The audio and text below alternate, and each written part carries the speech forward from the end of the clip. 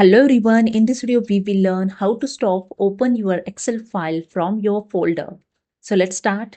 So this is my Excel file and you can see in this my desktop have only one Excel file is open. You can see when I keep cursor on Excel icon, only one Excel file is showing Excel tutorial. Okay. So I'm going to open the second Excel file. I just go to the desktop and click on the new folders, and here the purchase data Excel file is available. I simply double click on it to okay.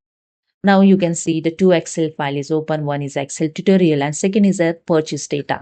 So this purchase data file I'm going to hide. For that, go to the view tab. Okay. In Windows group, click on the hide option and you can see your purchase data file is not showing. When I keep cursor on Excel icon, you can see only one Excel file here open, Excel tutorial.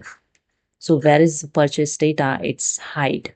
Now I go to the again same folder in new folder, and here your purchase data Excel file. When you double click on it on this Excel file, it will not open. Okay. Again, I show you. I again open these folders and double click on this file. The Excel file is not open. Only the Excel tutorial file is showing. Okay.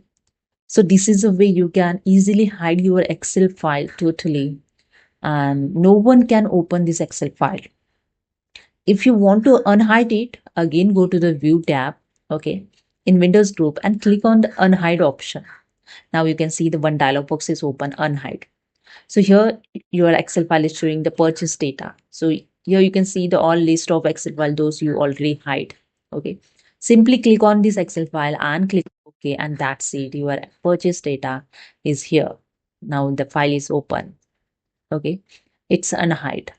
So this is so helpful if you want to hide the one secret Excel file. Okay. So you can easily hide it. So thank you so much. If you like this video, please subscribe.